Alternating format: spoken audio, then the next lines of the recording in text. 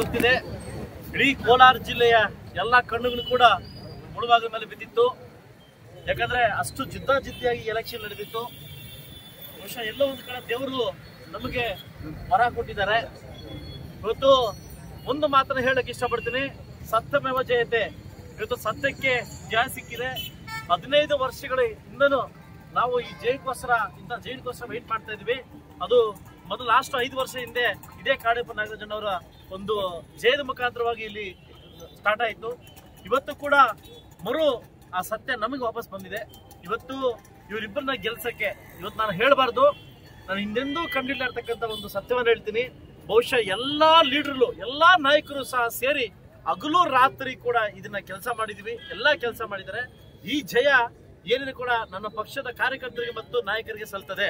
ಇದು ಅವರ ಒಂದು ಇದರಿಂದ ಇವತ್ತಾಗಿದೆ. ಖಂಡಿತ ಸಾಕಷ್ಟು ನಾಯಕರು ಕೂಡ ಇದರಲ್ಲಿ ದುಡಿದ್ದಾರೆ. ಅದರಲ್ಲಿ ಆನಂದ್ ರೆಡ್ಡಿ ಅವರು ಮತ್ತು ಮುರಳಿ ಅವರು ಹಾಗೂ ಇನ್ನಿತರೆ ನಾಯಕರು ಎಲ್ಲ ಹೆಸರು ಹೇಳ್ತೀನಿ. ನಮ್ಮ ಶ್ರೀನಿವಾಸ ರೆಡ್ಡಿ ಇರ್ಬೋದು, ಡಾಕ್ಟರ್ ಪ್ರಕಾಶ್ ಇರ್ಬೋದು, ಡಾಕ್ಟರ್ ಶಶಿಕಾಂತ್ ಇರ್ಬೋದು, ವೆಂಕಟರೆಡ್ಡಿ ಇರ್ಬೋದು, ಇನ್ನೂ ಸುಮಾರು ಜನ, ಜಗದೀಶ್ ಅವರು, ಇವತ್ತು ಸಾಕಷ್ಟು ಜನ ಕೂಡ ಇದನ್ನ ಸೇರಿ ಒಂದು ಟೀಮ್ ವರ್ಕ್ ಮಾಡಿ ಈ ಟೀಮ್ ವರ್ಕ್ ಮತ್ತೆ ವಾಪಸ್ ನಮ್ಮ ಕೈಗೆ ಬಂದಿದೆ. ಇವತ್ತು ವೋಟ್ ಹಾಕಿರ್ತಕ್ಕಂಥ ಎಲ್ಲ ಡೆಲಿಗೇಟ್ಸ್ ಕೂಡ ಅನಂತ ಧನ್ಯವಾದ ಸಲ್ಲಿಸ್ತಾ, ಸಾಕಷ್ಟು ಡೆಲಿಗೇಟ್ಸ್ ಕೂಡ ನಮ್ಗೆ ಕೈ ಕೊಟ್ಟಿದ್ದಾರೆ. ಅದನ್ನು ಕೂಡ ನಾನು ಮೆಚ್ಚುಗೆ ಹೇಳ್ತಾ ಇಲ್ಲ. ಸಾಕಷ್ಟು ನಂಬಿಕೆ ತುಂಬಾ ಖುಷಿ ಆಯಿತು. ನಮ್ದು 50 ಮೇಲೆ ರೀಚ್ ಆಗುತ್ತೆ ಅಂತ ಅನ್ಕೊಂಡಿದ್ದೆ. ಆದ್ರೆ 15 ವೋಟ್ ಕೂಡ ನಮ್ದು ಕ್ಯಾಪ್ಚರ್ ಆಗಿದೆ. ಸೊ ಮುಂದಿನ ದಿವಸದಲ್ಲಿ ಉತ್ತಮ ಆಡಳಿತ ಕೊಡ್ಲಿಕ್ಕೆ ಉತ್ತಮ ಸಂಘ ಸಿಕ್ಕಿದೆ ಅಂತ ಹೇಳ್ಕೊತೀನಿ. ಯಾಕಂದ್ರೆ ಉತ್ತಮ ಡೈರೆಕ್ಟರ್ಗಳು ಇವತ್ತು DCC ಬ್ಯಾಂಕ್ ನಮ್ದಾಗಿದೆ, KMF ನಮ್ದಾಗಿದೆ. ಮುಂಬರುವ ಚುನಾವಣೆಗೋಸ್ಕರ ಇನ್ನೂ ಪೂರ್ವ ಸಿದ್ಧತೆ ಮಾಡಿಕೊಂಡು ಒಬ್ಬ ಶಾಸಕನಾಗಿ ನೀವೇನು ನನಗೆ ನಂಬಿಕೆಯನ್ನಿಟ್ಟು ಗೆಲ್ಸ್ಕೊಟ್ಟಿದ್ರೆ ಖಂಡಿತವಾಗ್ಲೂ ಅದು ವಾಪಸ್ ಕೊಟ್ಟಿದ್ದೀನಿ, ನಿಮ್ ಋಣ ತೀರಿಸ್ಕೊಂಡಿದ್ದೀನಿ. ಸೊ ಮುಂದಿನ ದಿವಸದಲ್ಲಿ ಸರ್ವತೋಮುಖ ಅಭಿವೃದ್ಧಿಗೆ, ಒಂದು ಮುಳುಬಾಗಿಲು ಅಭಿವೃದ್ಧಿಗೆ ನಿಮ್ಮ ಸಹಾಯ ಬೇಕಾಗುತ್ತೆ, ಲೀಡರ್ಸ್ ಒಂದು ಸಹಾಯ ಬೇಕಾಗುತ್ತೆ ಅಂತ ಹೇಳ್ತಾ, ಇವತ್ತೇನು ಗೆದ್ದಿರ್ತಕ್ಕಂಥ ಎಲ್ಲ ಇಬ್ರು ನಮ್ಮ ಕಾಡಪ್ಪ ನಾಗರಾಜ್ ಒಂದು ಪೂರ್ವಕ್ಕೆ ನಮ್ಮ ಶ್ಯಾಮೇಗೌಡರು ಪಶ್ಚಿಮ ನಿಂತಿದ್ರು. 44 ವೋಟ್ ತಗೊಂಡು ಶ್ಯಾಮೇಗೌಡರು ಗೆದ್ದಾರೆ. 35 ವೋಟ್ ತಗೊಂಡು ನಮ್ಮ 35 ವೋಟ್ ತಗೊಂಡು ನಮ್ಮ ಕಾಡಪ್ಪ ಗೆದ್ದಾರೆ. ಇವರಿಗೆಲ್ಲರಿಗೂ ಅಭಿನಂದನೆ ಸಲ್ಲಿಸ್ತೀನಿ. ನಿಮ್ಮಲ್ಲೇ ಸ್ವಲ್ಪ ಎಲ್ಲೋ ವೋಟ್ ಹಾಕಿಲ್ಲ ಅನ್ಸುತ್ತೆ ಪೂರ್ವದಲ್ಲಿ. ನಮಗೆ ಅದನ್ನೇ ಹೇಳಿದಲ್ವಾ, 15 ವೋಟ್ ಯಾರು ಹೆಚ್ಚು ಕಮ್ಮಿ ಮಾಡಿ ಏನ್ ಮಾತಾಡ್ತೀರಾ ಸರ್? ನಿಮ್ ಜೊತೆಲಿ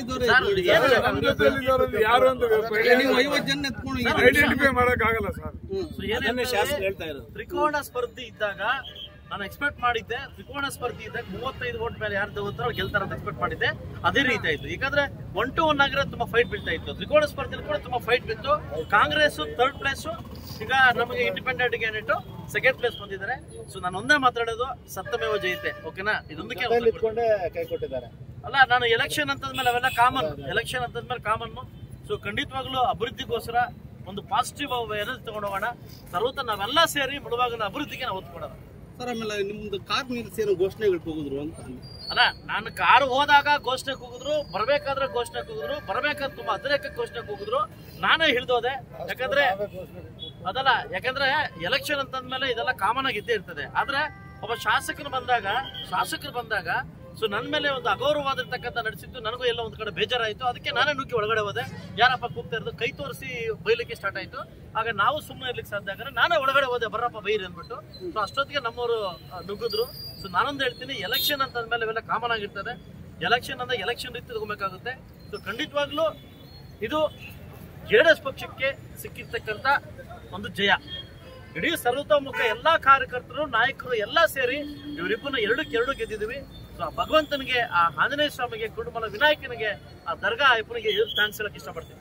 ಮಹಿಳೆದು ಎಲ್ಲ ಹೆಚ್ಚು ಕಮ್ಮಿ ಆಯ್ತಲ್ಲ. ಮಹಿಳೆದು ಗೆಲ್ಲೋದ್ರಲ್ಲಿ ಇದ್ರೆ ಸ್ವಲ್ಪ ಹೆಚ್ಚು ಕಮ್ಮಿ ಆಗಿದೆ. ಅದು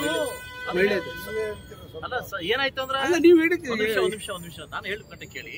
ಸೊ ಮಹಿಳೆದೇನಾಯ್ತು, ತ್ರಿಕೋಣ ಸ್ಪರ್ಧೆಯಲ್ಲಿ ಯಾರು 25 ಮೇಲೆ ತಗೊಂತಾರ ಅವ್ರು ಗೆಲ್ತಾರಂತ ಎಕ್ಸ್ಪೆಕ್ಟೇಷ್ ಮಾಡಿದ್ವಿ. 25.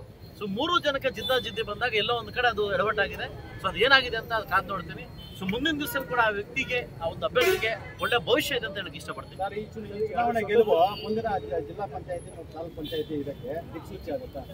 ಖಂಡಿತವಾಗ್ಲೂ DCC ಬ್ಯಾಂಕ್ ದಿಕ್ಸೂಚಿ ಕೋಮಲ್ಗಾಯ್ತು. ಕೋಮಲ್ ದಿಕ್ಸೂಚಿ ಜಿಲ್ಲಾ ಪಂಚಾಯತಿ, ತಾಲೂಕ್ ಪಂಚಾಯತಿಗೆ ಇದು ದಿಕ್ಸೂಚಿ. ಖಂಡಿತವಾಗ್ಲೂ ಈ ಸಂಭ್ರಮಾಚರಣೆಯನ್ನ ಇದೇ ತಿಂಗಳು 15ನೇ ತಾರೀಕು ಮೇಲೆ ಮಾನ್ಯ ಕೇಂದ್ರ ಮಂತ್ರಿಗಳಾಗಿರ್ತಕ್ಕಂಥ ಕುಮಾರಸ್ವಾಮಿ ಅವರು ನಮ್ಮ ತಾಲೂಕು ಬರ್ತಾ ಇದ್ದಾರೆ. ಈ ಒಂದು ಸಂಭ್ರಮಾಚರಣೆಯನ್ನ ಇಡೀ ತಾಲೂಕಿನಾದ್ಯಂತ ಎಲ್ಲಾ ಕಾರ್ಯಕರ್ತರನ್ನ ಕರೆದು ಊಟ ಹಾಕೋ ಮುಖಾಂತರವಾಗಿ ಇದನ್ನ ಆಚರಣೆ ಮಾಡ್ತೀವಿ.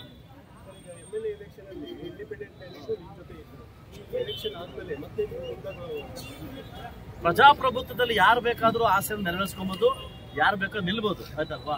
ಸೊ ಅವರು 100% ಅವ್ರ ವರ್ಕ್ ಅವ್ರು ಮಾಡಿದ್ದಾರೆ. ಅದ್ರ ಬಗ್ಗೆ ನಾನು ಹೇಳಕ್ ಇಷ್ಟ ಆಗಲ್ಲ. ಯಾಕಂದ್ರೆ ಅದನ್ನ ನಮ್ಮ ಪಕ್ಷದ ಅಭ್ಯರ್ಥಿ ಇದ್ದಾಗ ನಾನು ಅದನ್ನೇನು ಮಾಡಕ್ಕಾಗಲ್ಲ. ಯಾಕಂದ್ರೆ ನನಗದು ಸಂಕಟ ಆಗಿತ್ತು. ನಮ್ಮ ಪಕ್ಷದ ಅಭ್ಯರ್ಥಿ ಘೋಷಣೆ ಆದಾಗ ಖಂಡಿತವಾಗಿ ಸಂಕಟ ಆಗಿತ್ತು. ಎಲ್ಲೋ ಒಂದ್ ಕಡೆ ಗೆಲ್ತೀನಿ ಅಂತ ನಂಬಿಕೆ ಅವ್ರಿಗಿತ್ತು. ಖಂಡಿತವಾಗ್ಲೂ ನಮ್ಮ team work Galipal Nagaraj sir ಗೆಲುವೇನಿದೆ ಟೀಮ್ ವರ್ಕ್ ಇಂದ ನಾವು ಗೆದ್ದಿದ್ವಿ. ನನಗೆ ಗೊತ್ತಿಲ್ಲ, ಅದು ನನಗೆ ಗೊತ್ತಿಲ್ಲ, ಅವ್ರಿಗೆ ಕೇಳ್ಬೇಕು. ನನಗೆ ಗೊತ್ತಿಲ್ಲ, ನಾನು ಹಿಂಗೆ ಹೇಳ್ತೀನಿ ಸರ್. ಅದು ಎಲೆಕ್ಷನ್ ನೋಡ್ಕೊಂಡ ಸರ್, ಖಂಡಿತವಾಗ್ಲೂ ನನಗೆ ಗೊತ್ತಿಲ್ಲ.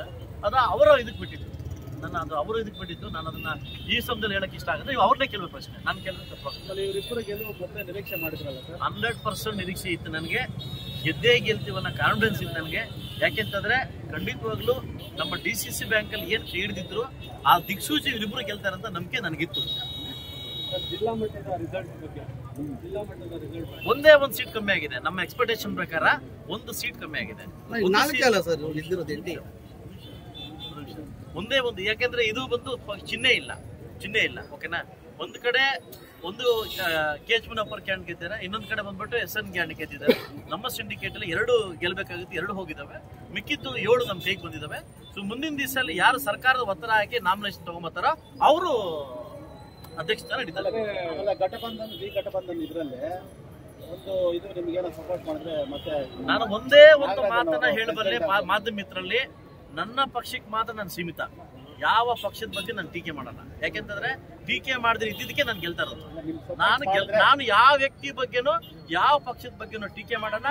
ಪ್ರಜಾಪ್ರಭುತ್ವದಲ್ಲಿ ನಾನು ನಂಬಿ 97,000 ಜನ ವೋಟ್ ಹಾಕಿದ್ರಿ. ನಿಮ್ಮ ಒಂದು ಇದನ್ನ ಉಳಿಸ್ಕೊಳ್ಳೋದು ನನ್ನ ಧರ್ಮ. ಬರೀ ಆ ಪಕ್ಷ ಹಂಗೆ ಈ ಪಕ್ಷ ಹಿಂಗೆ ಅಂತ ಸಪೋರ್ಟ್ ಮಾಡಿದ್ರೆ ಅದು ಇವಾಗೆಲ್ಲ ಮಾತಾಡೋದಿಲ್ಲ, ಕಾಲಕ್ರಮೇಣವಾಗಿ ಮಾತಾಡ್ತೀವಿ.